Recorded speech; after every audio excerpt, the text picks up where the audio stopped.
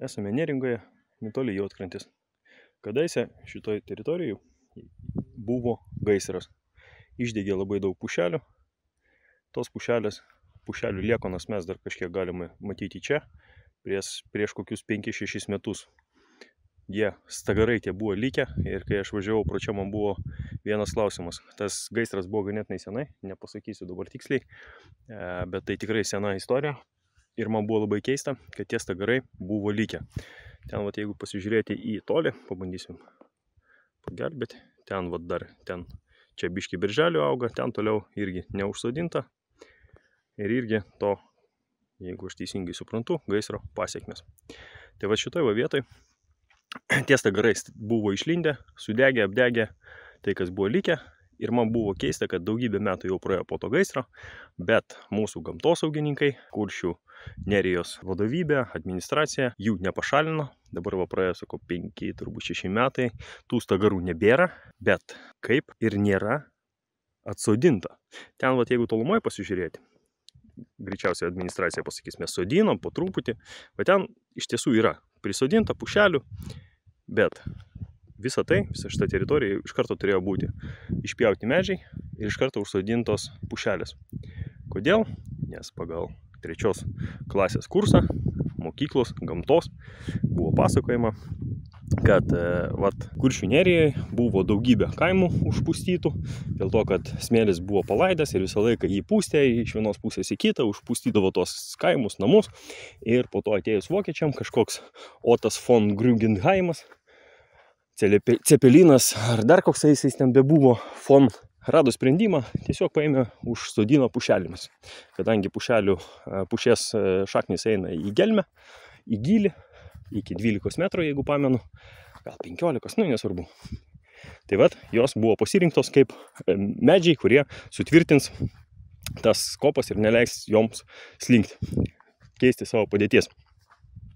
Ir dabar pabandykime įsivaizduoti, va tada, kai aš mačiau tos stagarus, aš galvojau, gerai, stagarais, bet kas bus, kai supus tos šaknis? Tai, kas laiko visą šitą smėlį. Ir žinot, kas bus? Ogi bus taip, kaip yra su mūsų Gedimino kalnu. Jis pradės linkti. Čia visą tai pradės linkti. Aišku, čia tas plotas nebaisiai didelis, bet vis tiek yra. Ir, pavyzdžiui, kaip su Gedimino pilies pylimu, Gedimino bokšto pylimu, mano pasiūlymas būtų toks.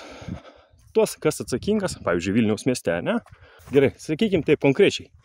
Pirmoje eilėje už Gedimino kalną yra atsakingas tas asmuo, kuris sugalvojo išpjauti tos medžius.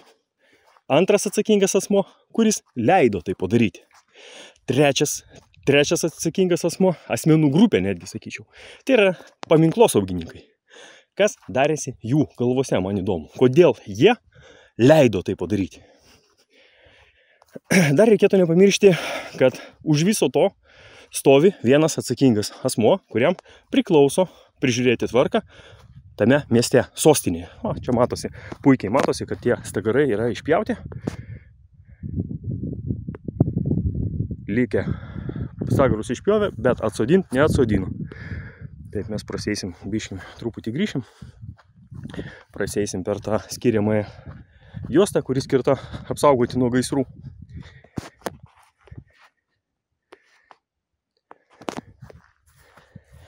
Tai va, tai atsakingas asmuo Vilniaus mieste yra tuometinis Vilniaus miesto meras.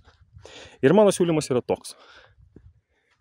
Leisti Gedimino bokšto kalnui sugriūti, Gedimino piliai nugriūti, o siaubingą žalą patyrusiai tautai, lietuvių, nubausti. Nu, sakykim, tarkim, kalėjimų 20 metų už valstybės simbolių naikinimą, va tuos asmenys, kurie prie to prisidėjo. Tai yra asmo, kuris tai sugalvojo, asmo, kuris tai patvirtino, asmo, kuris visą tai prižiūri, tai yra miesto meras. Ir tie asmenys, kurie šiaip bendrai turėtų to užsiminėti, kurie būtų atsakingi už tai. Tai būtų gamtos apsauga, aplinkos apsauga, paminklosauginikai. Kur jūs visi šitie, kur va šitie visi debilai žiūrėjo, kai buvo pjaunami medžiai ant Gedimino kalno? Ir klausimas, kur žiūri Kuršių nerijos administracija, va šio klausimu. Kodėl čia dar neatsodinta? Jūs laukiat problemų? Jūs norite, kad prasidėtų problemas ir jūs tada galėsite nevaržomai kišti milijardus į išsaugomą mūsų gamtos? Bus taip kaip su Vilniaus pilim? Bus kišami 100 000 milijonai tam, kad išsaugoti. Ar negalima dabar padaryti to darbo? Kad, po to neišeis tiek pavogti, ne? Šunsnukiai jūs. Dar koks įdomus dalykas su gamtosauga šitam regione. Ir šiaip su gamtosaugininkais. Tai į Kuršių neriją atskrido kormoranai. Jų surado porą vienetų. Ir gamtosaugininkai pradėjo kalbėti, kad jos reikia išsaugoti, čia pas mus labai retas paukštis. Po kurio laiko jų jau buvo visa kolonija. Ir ta kolonija, ką padarė? Nusiaubė. Tiesiog nusiaubė. Išaiškėjo, kad jų išmatos antiek rūgštinės, kad tiesiog naikina fauną florą. Taip atrodo gamtosaugininkų eilinis eksperimentas, kuris baigėsi, sakykim, taip lengvai katastrofa. Kormoranų darbo vaisius. Reikia saugoti juos, tausoti, mylėti, gerbti.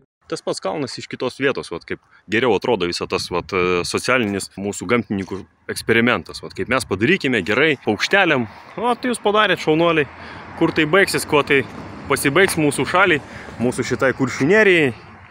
Niekas nepasakys, aišku, mūsų tie gamtininkai.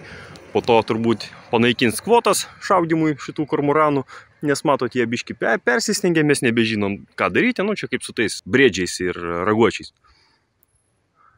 Man patinka ten tos kalbos dabar, kad natūralu yra berželiai, labai gerai tinka, lapuočiai, mums čia Kuršių nerijoje, sėkmės jums, mūsų gamtininkai, čia tokie eksperimentų pasiekmės.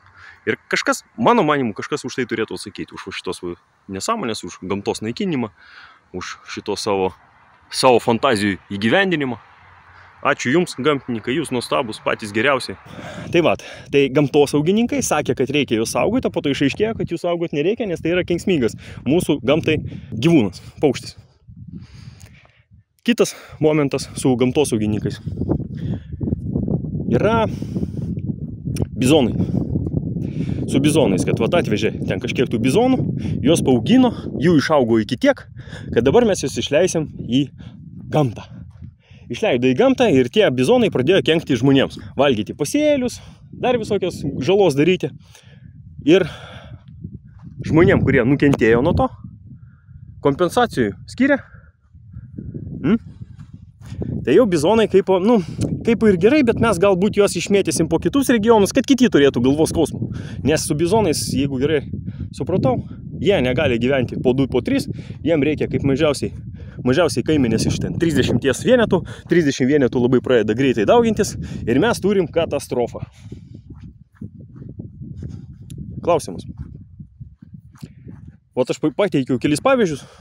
Dar vienas nuostabus pavyzdys apie briedžius, raguočius. Reikia saugoti, yra kvotos, reikia šaudyti juos tik tai ten minimaliai, jų pas mus mažai, o dabar išaiškėja, kad Aplinkos apsaugos ministerija nebetaiko kvotų raguočiams, gyvenantiems laisvėje. Kodėl? Todėl, kad jų prisiveisė tiek, kad jie jau kelia grėsmę mūsų ekosistemai. Man natūraliai formuojasi vienas klausimas. Ten toj Aplinkos apsaugos ministerijoje vien debilai sėdi. Šunsnukiai. Jie iš viso apie ką nors galvoja? Taip, realiai. Man toks yra, kyla klausimas. Kaip jum, mėly Lietuvos Respublikos piliečiai, kurie stebite mane, ką jūs manote apie šitą visą debilizmą, idiotizmą? Ir tie asmenys mūsų valdžios institucijose, kurios aš minėjau, visokie merai, administracija, kaip šito atveju, Kuršių nerijos, ne? Jie aiškina, kaip mums reikia gyventi. Tokiem gyventi kaip aš. Darbštiem, atsakingiam asmenim. Jie primeta kažkokias taisyklės, po to išaiškėja, kad jie buvo neteisūs, po to mes turime už tuos jų veiksmus mokėti papildomai pinigus, o kaltų nėra. Kapitalizmas? Ne? Ai, ne, čia yra demokratija. Svarbiausia demokratija. Tai vat, taip ir baigsim mes tą mūsų nepasitenkinimo video. Viso geriausio.